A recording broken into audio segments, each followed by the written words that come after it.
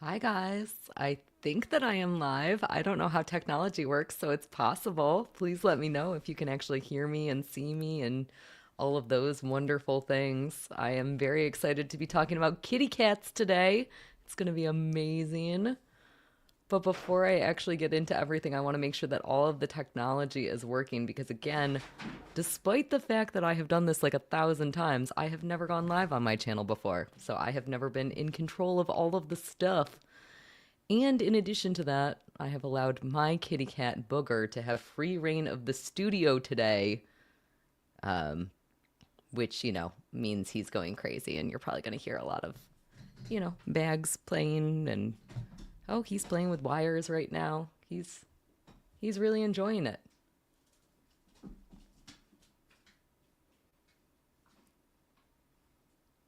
So I guess the question is, can you guys hear me?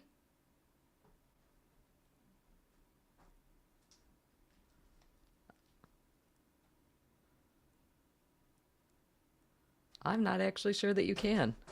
Am I live? I am on the air. Okay, success. Awesome. I'm doing it. I know how technology works. I am going to hit a little clip before we actually get started because I'm going to be showing some clips from movies as we're getting along, and I want to make sure that you guys can actually hear all of the things. So let me just do one of those things. Let's see some crazy stuff. What do I have here? We're going to play with this. To McDonald's. Buyer beware. They just rounded up my total to $10. It was originally $8.30. Could you guys hear and see that? Hopefully. Could you hear the kitty cat mewing? That was Booger meowing about things. Oh, he is up on the table and clicking buttons. Yes, and yes, my cat is currently trying to drink my coffee because he needs more energy for the night. I brought a bunch of toys up here for him, and he has discovered the pile of toys. So that was a lovely, lovely woman. That is Charlotte Clark. She is absolutely insane, and she is a makeup guru that I have been looking at recently. So I think because everything is functioning correctly and because you guys can hear and see me and you guys could hear and see some clips, I am going to get started. We are talking all about kitty cats today, and it is going to be so very much fun. I cannot wait to be able to see your guys' chats. I want to hear all about all the cats that I am leading off of the list. What we're going to be doing today is talking about 5 different movies that feature my favorite felines. There are tons and tons of movies that feature cats, and so I am sure there are tons that I am missing. I want to know what you guys think. I want to know your favorite cat actors. I want to know all of the fun, exciting stuff. But before we actually get started, I guess let's say hello to Booger because he's here and he's being a bad boy and trying to play with my keyboard. Um, he's a very excitable little buddy this evening. He's probably going to be meowing and playing with toys and being very, very loud for the entire night. We're going to have fun with him. We're going to have fun talking about kitty cat actors. And I am nervous and excited to be here with you all. So thank you guys so much for being here. Um, let's go ahead. We're going to get started with the first movie that we're going to talk about. So, again, it is hard to pick cat actors because there are so many good ones. My 5th favorite cat actor has got to be Mr. Bigglesworth from Austin Powers. So, Mr. Bigglesworth, of course, is Dr. Evil's cat in the comedy films Austin Powers, and he is modeled after the James Bond white Persian cat. But most people, you guys remember Mr. Bigglesworth as being a hairless Sphinx cat. He did actually start out as being a fluffy white Persian. So let me just pull up a little clip of that because I always forget about the fact that he existed as a little fluffy white Persian, but he was quite adorable. Look at this little fluff ball. What a sweetie Petey. Oh, I love him. Unfortunately, in a hasty cryogenic freeze, Mr. Bigglesworth lost his hair, which was, not a great situation for him, but adorable for all of us. It's freezing in here, Mr. Bigglesworth. I love frozen Mr. Bigglesworth. I know that this is not a real cat. Thank God it's not a real cat. But look at how adorable he is. He goes, meow. That is like one of the funniest noises that has ever existed in a cat movie situation. Like, you cannot convince me it's freaking freezing and then a cat going meow is not like fucking comedy gold. Gosh darn gold. What I think is amazing about Mr. Bigglesworth in particular, despite the fact that he is adorable and I love a good Sphinx cat, is the fact that the actual cat actor, the cat who portrayed Mr. Bigglesworth, was Ted Nugent. Ted Nugent, adorable. Absolutely adorable. He actually passed away in the mid 2000s, but he left a legacy behind because his nephews were Hairless Potter and Skindiana Jones, and they are continuing the second generation of Sphinx cat actors, which is, again, freaking hilarious to me. Like, I can't imagine how stupid and wonderful that is all at the exact same time. So these cuties were all trained by Tammy Maples, who of course was a cat trainer. And I spent a really long time being convinced that Mr. Bigglesworth, Dr. Evil's cat, was the same cat as Mrs. Whiskerton from Friends. Does anybody remember the Friends episode? It was a 1999 episode where Rachel gets a Sphinx cat, a hairless cat, and she's like carrying it around on a pillow constantly. So I had to try to figure out if it was possible that these two cats existed in the same universe. And after looking up like 1,000 pictures, it is not the same cat. I was mildly disappointed, but it turns out not the same cat. Before we move on from Mr. Bigglesworth, though, because again, he's so gosh darn cute, we got to look at him at least one more time. I love the Austin Power movies. I think that they are the perfect sort of satire. It's really exciting to be able to see Michael Myers doing weird, funny character acting. And I think that this was one of the epitomes of what made Mr. Bigglesworth so perfect. This is obviously, it's going to be featuring Vern Troyer as well, and I love this scene from Austin Powers. Mini-Me, you hungry? No, we don't gnaw on our kitty. Leave Mini Mr. Bigglesworth alone. Just love him, stroke him. Just love him and stroke him. Just love him and stroke him. I have to be honest, I nibble on my cat's ears. I feel like all of us crazy cat owners, we at some point do that. I'm just making myself sound like a crazy cat lady during this entire stream, which is fine, right? It's totally okay that we are doing that because we love our cats so much. Booger is currently running around all over the place. I'm hoping that he comes and shows face a little bit more during this stream. Before we move on to the next movie, let's take a peek at a couple of comments that we've been getting. I appreciate you all being here during my first ever live stream. Again, I'm oddly nervous for this, despite the fact that I am in front of cameras a lot, and despite the fact that I live stream a lot. I've never done it on my channel, and it feels a little, I don't know, like spooky. It's spooky to be here. I'm used to like editing all of my mistakes out, and I don't get to do that right now. So I want to take a peek at some chats. So let's take a peek at this one first. We have wonderful Tony from Hack the Movies is in the chat, and he says if James Corden as Bustopher Jones in the live action Cats movie makes it to the list, I am ending our friendship. Well, I hate to spoil lists, but I promise you that that will not be a thing. We are looking at real, true cats in this series. We are not going to be talking about any animated cats. We are not going to be talking about any people portraying cats. I want to see the actual cat actors in these movies. So that is what we're going to be talking about today. So I am happy to report that Tony and I will still be friends. Hopefully, he will not hate me forever. Next up, we have the Looney Tunes critic. Looney Tunes critic says, Ron Perlman in Beauty and the Beast, that was before your time. I gotta say, Ron Perlman, one of my favorite actors of all time, friggin' absolutely incredible. And he is terrifying in Beauty and the Beast. That is not something that I ever want to think about ever again. There's something about him that just creeps me out. It creeps me out. I don't like seeing him in that role. I love him in Hellboy. I love him in what's the movie that he did with the guy from Harry Potter also. And it's about the moon landing. I can't think of what that movie is called right now, but he's so friggin' good in that. He's just amazing in all of the dang things. And yeah, except for Beauty and the Beast. I mean, he's great in it. It's just spooky and uncomfortable. Looney Tunes critic coming in.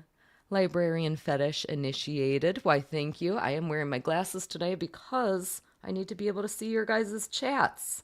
I can't see things without my glasses. I don't usually wear them when I am filming stuff that isn't live because I don't need to be able to see the screen when I'm doing that. But today I got to be able to see what everybody's saying, and I want to be able to kind of interact with you guys and hear what you guys have to say about cats. I see a whole bunch of other friends in the chat right now. I see Babby Edge is in there. I see Daniel Fa. I see Rob K is up in there. All Apologies. Andy from All Apologies is up in there. I am just so excited that you guys are here hanging out with me. We got Paul N. We got Rob K chat here coming up.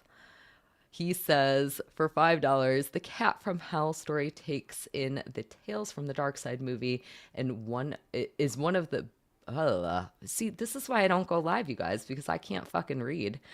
The Cat from Hell story in the Tales from the Dark Side movie is one of the film's bests. Buster Poindexter plays a hitman hired to kill a cat. I have not actually seen that, and I really have been wanting to. That has been on my list for a super long time. I definitely need to see that segment at least. Very, very exciting for all the kitty cats. And we are back to Looney Tunes critic. Looney Tunes critic, hello. He has been trying to get me to watch a movie for so long, and I have been so busy that I haven't had a chance. It's Bamboozled. Has anybody ever seen Bamboozled before? I feel like that's one of those movies that I am the only one who has missed. But he says, Friends cats. My favorite was Fluffy Meowington. Mine too. I love Phoebe loving cats. And of course, you can't live without Smelly Cat from Friends. That is the jam. So let us move on to kitty number 4. And I'm actually messing with my list right now because I've been messing with this list for a very long time, and it's hard to pick just 5 cats to focus on.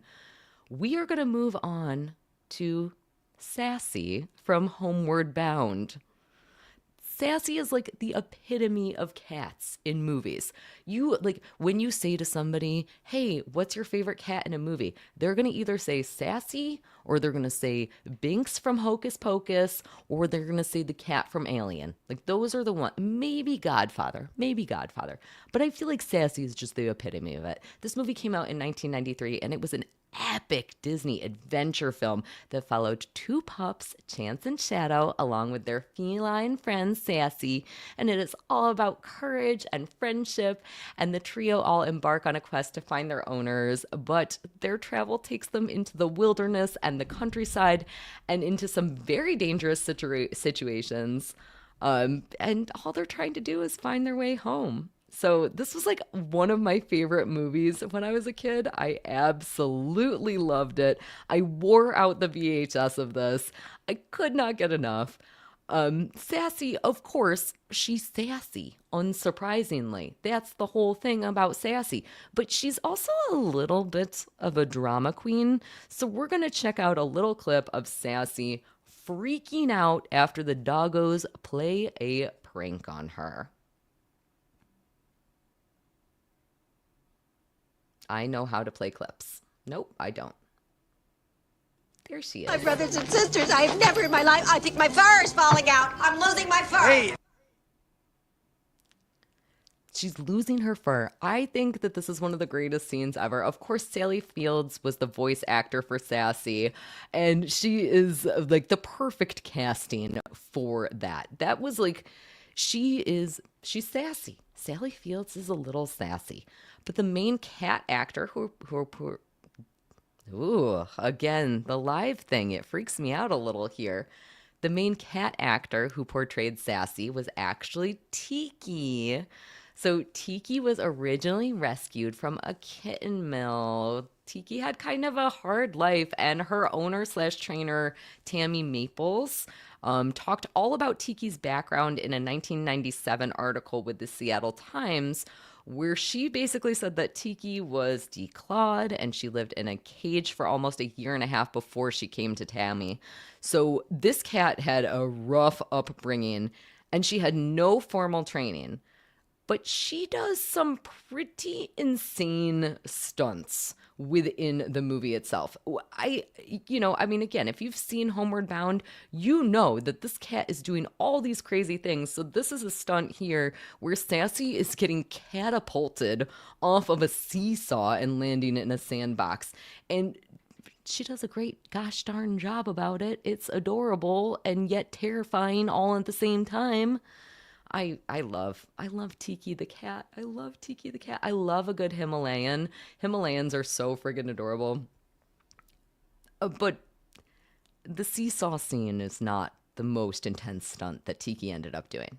It is nothing compared to the infamous river scene when Tiki falls into a river and let me tell you. Oh, that's the wrong thing. And Tiki gives her all in this scene. We're going to get to see Tiki being one of the craziest kitty action sequences of all time, which of course is Sassy going into the river.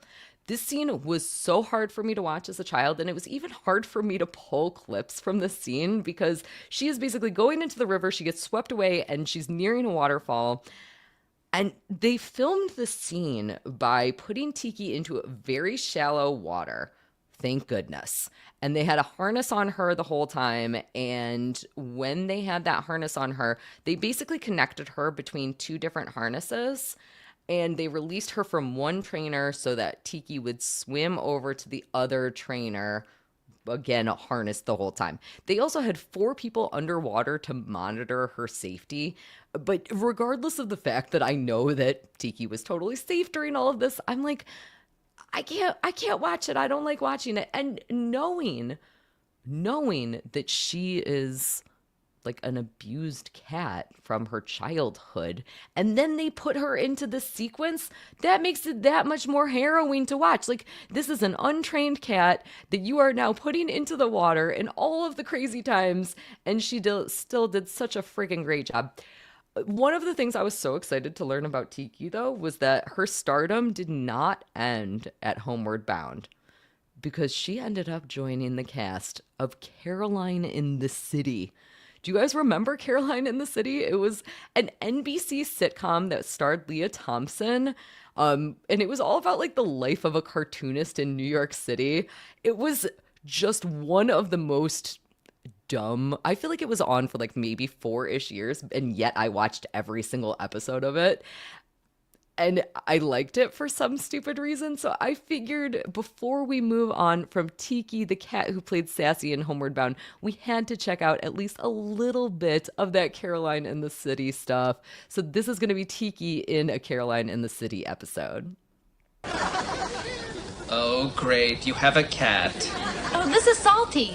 Actually, her real name is Salt. See, I had a Pepper too, but Pepper ran away a year ago. He was a male, so typical. And since Salt is a weird name by itself, How anecdotal. Can you please just make it disappear? Yeah, that's how so many people feel about cats. Why are we here talking about all of the cats today? I almost bought a house that had a cat named Sassy living in it, and I got very excited about that. I like Tiki the cat. Tiki the cat is very cute, very, very adorable. I wish that Tiki was still around for us. Before we move on to movie number 3, let's go ahead and jump back into that chat We have another little chat here from Tony from Hack the Movies, and he says that he is not a fan of cats named Sassy. Absolutely awful. Who remembers Caroline in the City? Do we have any of those? Let me see here.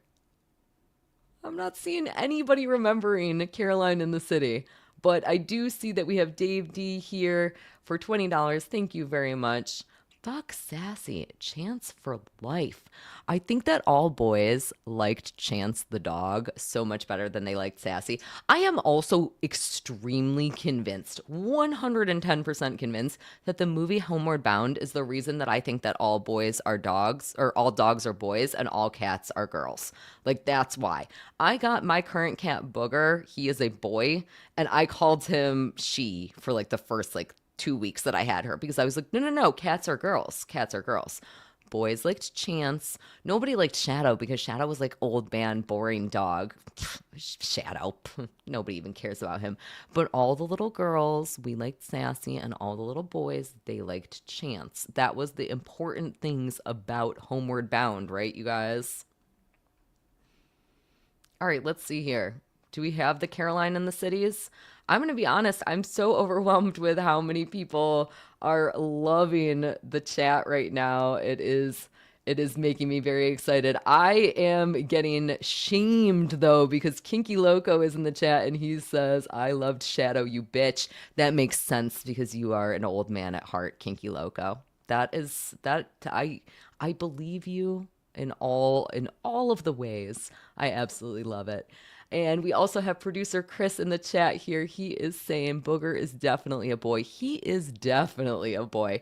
You guys want to hear a funny story before we move on to that third cat movie? This is too much information, but we're live, so this is what we're doing tonight. Booger, I'm very excited. He's getting neutered in a couple of weeks.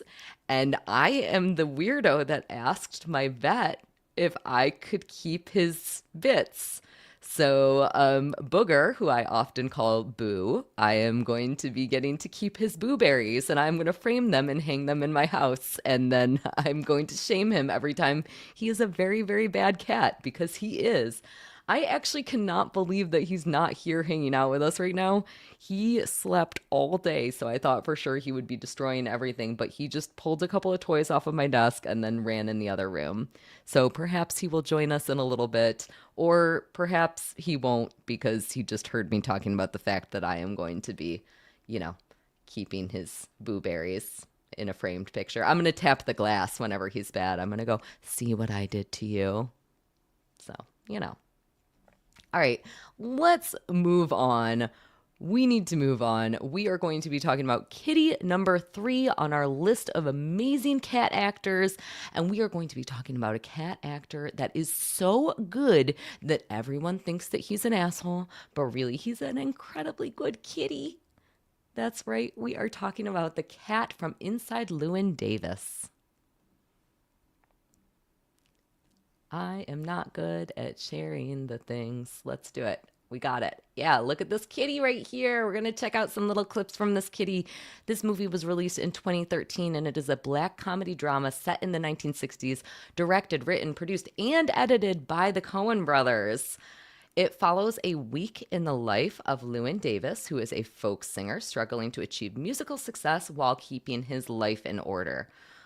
Llewyn accidentally lets his friend's cat out as he's leaving their apartment, and he ends up taking it along on his journey. But it turns out that he is just the worst cat carekeeper ever, and he manages to lose it again. So he finds it. I guess this ties into the last story that I was just telling. He ends up finding a cat, thinking that he's returning it, but it turns out that it's missing its boo berries. It turns out that he has found a girl cat, not a boy cat. So he does not succeed in returning the cat. To spoil the movie a little bit, the cat does return home, and we're going to be talking about that because this cat is such an integral part of this movie.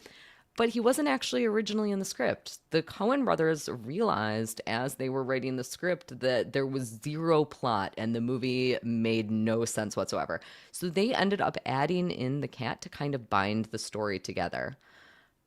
that's how wonderful cats are, is that they're just saving us in our lives, and it's great. So people have done a lot of interpreting about how this fancy feline kind of mirrors the story of the Odyssey, where he goes on an adventure and then he returns home. But there's also a lot of suggestions that this cat is representative of Llewyn's personality. So this cat, I I hesitate to say this because hopefully we're all cat lovers in the audience here, so I hope I'm not offending anybody, but cats do tend to be, the stereotype of cats tends to be that they are takers and not givers. They are the type of animal that they can care for themselves, but they will happily accept the support of their owners without any urge to give back. The best thing you're ever going to get from a cat is like a dead mouse that they're going to bring to you. And they're like, hey, look at what I did. And that sort of a personality is very similar to the character of Llewyn. In fact, one of the most famous moments in this movie does in fact suggest that Llewyn is the cat. So we're going to be checking out that scene. And in this scene, this is going to be when Llewyn is trying to get a hold of the cat owners and say, hey, your cat is safe. So he's making a phone call and doing that. But, you know, he can't get a hold of them, so he ends up having to leave this message. Yeah, could you just tell him, don't worry, Llewyn has the cat. Llewyn is the cat. No, Llewyn has the cat. I'm Llewyn, I have his cat. Llewyn is the cat, and that is the summary of Inside Llewyn Davis, right? Llewyn is the cat. This cat becomes the title character's accidental companion, but he doesn't even receive any acknowledgement in the credits of this film, which is bonkers to me. We love crediting animal actors, and they did not credit this cat at all. On the plus side, though, we do have lots of information about this cat. There were actually 5 different rescue cats who were initially hired to play the kitty in this film. 2 of them ended up getting fired for temperament issues, which I suppose is not so surprising for a cat. And that left 3 little suckers to play this role. So we had Tigger, who was the holding cat in the film. That is the cat that Llewyn is carrying around everywhere. Every time that you see him, like kind of like carrying the little kitty cat like that. And then we had Jerry, who was the action cat. Jerry was great as the action cat because he was really good at what is called patterning, which is basically that he was a treat-driven kitty. So if you gave him a treat, he could repeat an action with the allure of the yummies. He was very excited about all of that. And then we also had Daryl, who, quote, was a laid-back dude who could be put in hairier situations. So that is how we ended up getting this cat in this film. And there was actually a veteran animal trainer who worked on this one. Her name was Dawn Barkin, and she worked with all these cool cats. And you might actually know her from some of her other work that she has done. She has credits including Ace Ventura: Pet Detective, Runaway Bride, and Snow Dogs. And even she has credit for the cat in our next movie, which is going to be Mr. Jinx from Meets the Parents. But before we get into Mr. Jinx from Meets the Parents, let's take a peek again at some more chats and see what we have going on here. So we have Luigi Greenberg coming in at $4.99. He says, I'm late. Have we talked about Church from Pet Cemetery yet? You're awesome. Thank you so much, Luigi. I've had so much fun talking with Luigi on some of his shows as well, so don't forget to check out Skeptical Robot. I have not talked about Church from Pet Cemetery, and I'm going to spoil it right now. I will not be talking about Church from Pet Cemetery, which I know is crazy and silly. There's too much to talk about when it comes to Church. Do you talk about the original? Do you talk about the remake? I have too many things to say. And despite the fact that Church is a great character and I love Pet Cemetery, he's not my favorite cat actor. He's like, I don't know, a little boring. I'm going to get some shit for that right now, aren't I? Oh boy. Next up, we have Dave D, and he says, I'm a big fan of the Big Meowski. Adorable. Look at those little kitty lovers. Here we have the Looney Tunes critic back in at $2. A Boy and His Cat is underrated. I don't think that movie would have worked at all. You need a boy and his dog. It is important that dog is a smarty pants and is being a jerk to the boy. And I love that movie, and I appreciate that you're always calling it out. Thank you. All right, let's go ahead and talk about our next movie, which again is going to be Meet the Parents. So exciting. I know. You guys can't wait. You're all like, yeah, of course Jinxie from Meet the Parents is better than Church. Duh. Meet the Parents was a 2000 comedy film directed by Jay Roach and starring Ben Stiller and Robert De Niro that chronicles a series of unfortunate events that happen to Greg Fokker as he visits his girlfriend's parents. So I learned something really interesting as I was researching Mr. Jinx the cat from this movie. Do you guys know that this movie is a remake of a movie that came out with the same name in 1992? I had no idea that Meet the Parents was a friggin' remake. Am I the only person who did not know that? Like, is that just common knowledge and I'm just a big dumb dummy? I really would like to see the original. I believe that it's much more art house. It's got to be much more art house. Meet the Parents was a giant blockbuster hit, but I am quite curious about that. So please let me know if you've seen it and if it is worth watching. So like I mentioned, Dawn Barkin, who worked on Inside Llewyn Davis, she had hired Tigger, Jerry, and Daryl for that movie from outside sources, but for Meet the Parents, she actually brought the kitties in from the inside because she cares for her own cats, including Misha, and Misha was the main cat who portrayed the Himalayan Mr. Jinx in Meet the Parents. So let's go ahead and meet him because he is an adorable little kitty and we can't even deal. Jinxie, say hello to Greg. Hi, Jinx. Wave to Greg. Hello, Jinx. Boy. That took me another week. Oh my gosh. Oh, he's so cute. Look at how good he is. He is a well-trained kitty. Look at how well-trained that kitty is. He just knows how to wave and adorable and so cute. So the role of Jinx the cat was portrayed largely by two different 5-year-old Himalayans, Misha, who we've already mentioned, and then Bailey. And Dawn Barkin said that almost 85% of the scenes were actually performed by Jinx, so that makes sense. And he's obviously a well-trained boy. He knows what he's doing. He's so well-trained that he actually inspired real-life innovations. So do you guys remember this scene here? This is like one of the scenes that I always remember the very, very most about Jinx the cat is Robert De Niro describing this. Incredible. So how did you teach the cat to use the toilet? Well, that was easy, Greg. I just designed a litter box to put inside the toilet, and then once he got used to it, I took it away. Oh. So it turns out that idea from Meet the Parents was the inspiration for a real-life product called the Litter Quitter, which of course is a toilet training kit for cats. That is insane. I feel like these two things came out around the same time and my brain kind of conflated the idea that which one came. It was like a chicken or the egg kind of situation. I was like, I don't know which one came first. Maybe the Litter Quitter existed before this movie did and that's the whole reason that they're talking about it. No. It turns out that Meet the Parents invented that, which is, again, bonkers. That I don't even understand how to deal with that. So Jinx the cat inspired all of this? Our little Misha did this?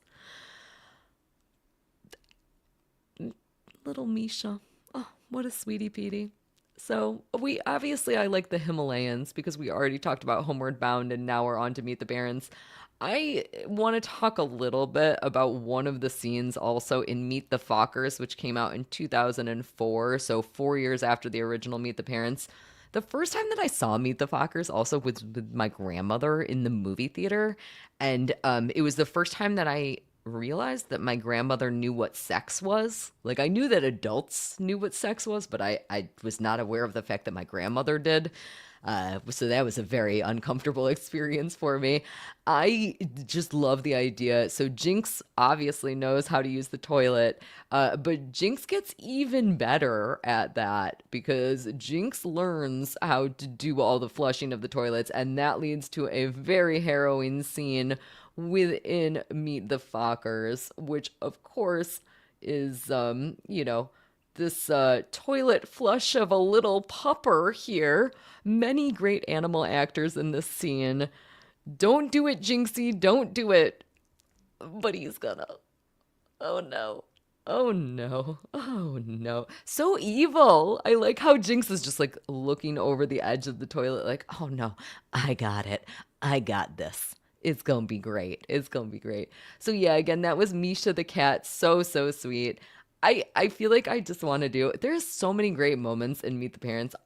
Let's check out just one more scene from this movie because I just want to. This is Ben Stiller describing how he milks things. I don't have any reason for showing this clip other than the fact that I just think it's a really funny moment from this movie, so we're gonna watch it. What have you ever milked? Cat? A cat? A cat? Oh no, not a cat. And so now, of course, all of our brains are going completely crazy. We're like, well, how do you milk a cat exactly? So this is Ben Stiller describing to his new in-laws, how he does that. Little engine that could run, who could, wanted to get up there and couldn't really get access to the teat. Teat? Dad. What have you. I went in and just simply, just into a little saucer. I love, what have you? What have you? Oh, what have you? Everything's fine. Oh my God. So silly. All right. Are we already at number 1? Is that possible? I don't believe it. I could have talked about so many more cat actors. We could have done so many more. You guys, I also really wanted to give a special honorable mention to a non-cat actor, but it is an animal actor. Do you guys remember the seagull in The Shallows? Because I feel like he was really, really good at all of the things that he did. And I wanted to talk about it, but I'm going to be honest with you. I'm so terrified of sharks that I did not want to pull clips from that movie because I was afraid I was going to see sharks and then I was going to get spooked. So I couldn't do it. Maybe next time. I feel like we are going to do more of these because this has been super duper fun for me. So we need to get into my number 1 favorite cat actor of all time. And I think it's just Cat. He doesn't have a character name. We'll call him Nameless Cat. That is going to be the cat from A Girl Walks Home Alone at Night. So this was a 2014 Persian language horror Western film directed by Anna Lily Amirpour, I believe is how you pronounce her last name. I'm probably saying that wrong. And it was billed as the first Iranian vampire horror Western film. All of the things. It was billed as everything. It was shot in black and white. It is high contrast and very heavily stylized.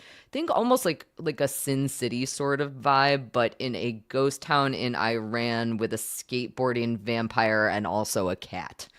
So if you have not seen this movie, I think that I have just described it as best we could possibly describe it. There's no good way to describe this movie. It is definitely worth the watch, but I will say that the first time that I saw this movie, it was in theaters. So it was 2014 in theaters, and it was getting a ton of hype. Everybody was like, oh my God, this movie is absolutely amazing. The director, Amir Pour, she ended up doing, what was it, The Bad Batch just a couple of years ago. I want to say that came out around 2020, actually, because I feel like it was in those vid times.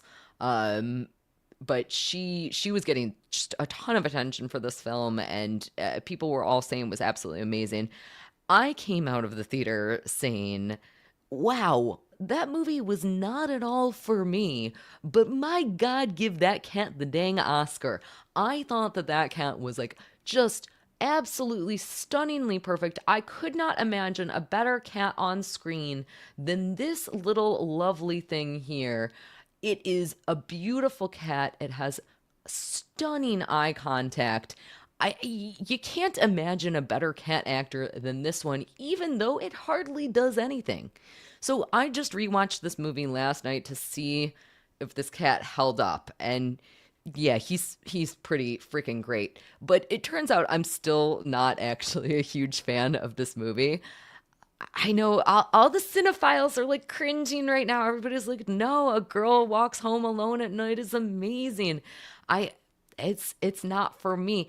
I felt it was kind of winding and a little bit self-indulgent.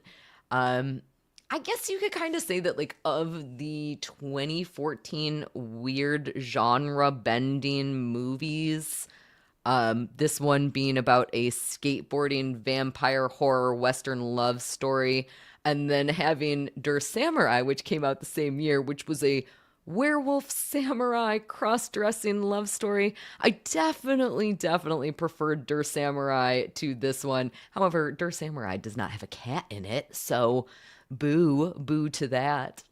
But my feelings about the movie have nothing to do with my feelings about this kitty. I love this kitty, and the internet seems to agree with me, because I realized during research for this that online fans have dubbed Masuka, I believe is the cat's name, Masuka, the Marlon Brando of cat actors. This cat inspired the whole dang world so good. I mean, probably young Marlon Brando, not older Marlon Brando. Not like, we're not talking, like, we're not doing, what's the movie with Val Kilmer? Now, none of the words make any sense to me. You guys know the movie. The Island of Dr. Monroe. You know what I'm trying to say. Not that era of Marlon Brando, but, younger. I thought that there were a couple of very interesting facts about Masuka the cat on Internet Movie Database, and they had me questioning a couple of things. So I'm curious if you guys see the same sort of stuff that I am wondering here. So these are the two facts that I read on Internet Movie Database. The first one is Masuka the cat was not originally written into the script, but the director was so impressed by his skills that she ended up putting him in the film. The second fact was Masuka the cat initially refused to be in the film, but a few cans of sardines changed his mind. To me, that sounds like this was just some random cat who was hanging out on set, and then they bribed it with treats to be in this movie. Am I like way off base there when it comes to how this cat existed within this movie? Because I feel like that's the only way that the cat exists, right? So first of all, don't make Masuka do things that he doesn't want to do. I don't care if he gets sardines or not. More importantly, he saved that movie. If that cat had not been in A Girl Walks Home Alone at Night, I would have hated that movie. Like, hated it. I cannot imagine a worse movie than that without the cat. Because again, he's just a cutie. Let's just take another little peek at him. Look at this little sweetie Petey. Oh, he's so cute. I can't deal with him. Look at those little eyes. Oh. He's just being so sweet. He looks up at everything. I don't even know what I'm doing anymore. The kitty doesn't say that, but I would like to imagine that he does.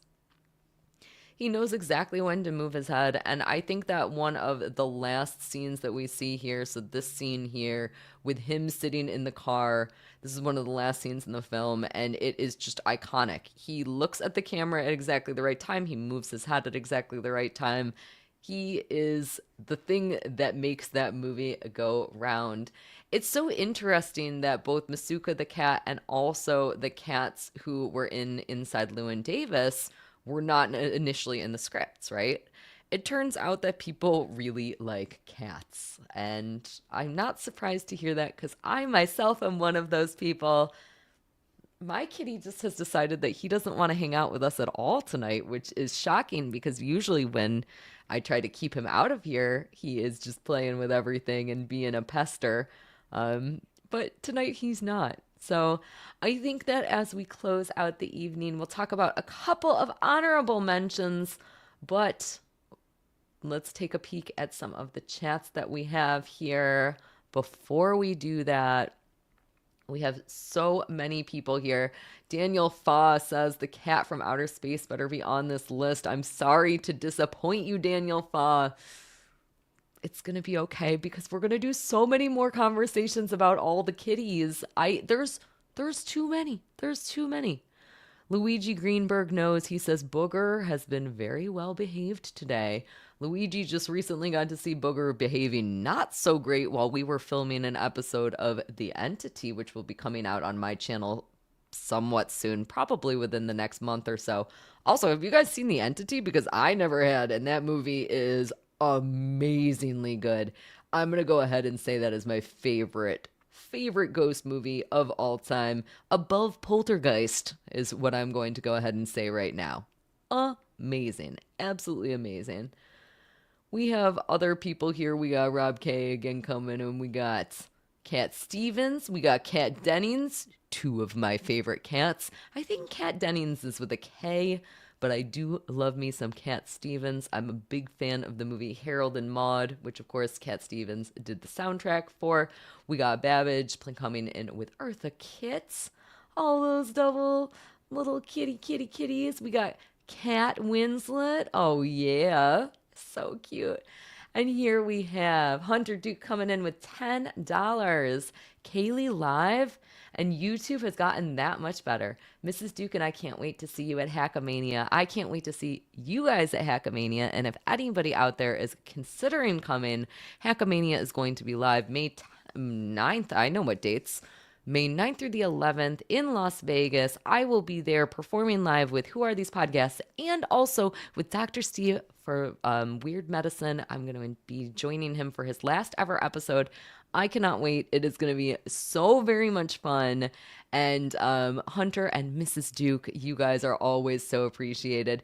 If you guys have ever seen me wearing my both Lucy Tightbox and Once Over with Kaylee wonderful Hawaiian shirt, that is from the Dukes. They are wonderful, wonderful people, and I cannot wait to see them again.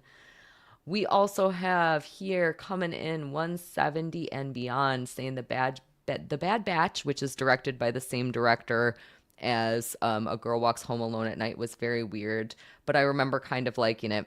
I hated The Bad Batch. Like, for all of my criticism of A Girl Walks Home Alone at Night, The Bad Batch was like 10 times worse, but everybody else seemed to like it. I feel like I'm missing something and everybody else gets it, and I just do not. We have so many other people coming in with the cat names. We have Cat Von D. We have Meow Young Fat. We have Cat Middleton. I love it. We have Bobcat Goldthwait, one of my favorites. You guys know one of the first reviews that I ever did actually was all about why I love Bobcat Goldthwait. Nobody has ever watched that. It's still up on my YouTube channel. I went through his entire filmography as a director. I think he's one of the best directors of all time.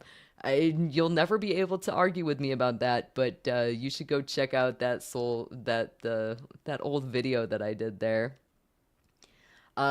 So I just want to say thank you again for coming and hanging out with me on my first ever live. I was very nervous. I'm sure that you guys heard me stuttering a little bit. Usually I edit the heck out of everything that I do so that you guys don't get to see any of that.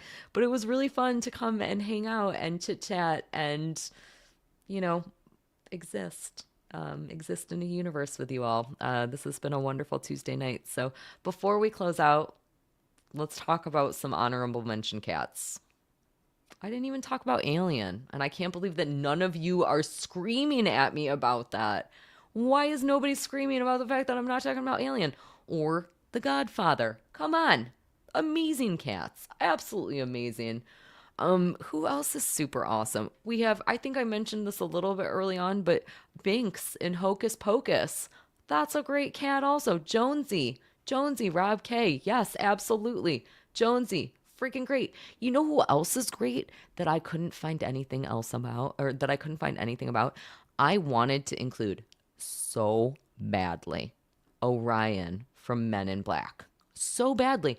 I can't find out anything about that cat. I don't know who the cat actor is. I don't know what happened. Like, I don't know anything. I wanted to include Orion. I couldn't do it because there's just no info. What was I going to share with you? I was just going to be like, Orion is cute. It's important. Orion's belt. We care about it. I'm not gonna just say those words. I really wanted to include him though. He's adorable. So you guys, thank you again. I really appreciate everybody coming and hanging out with me this evening.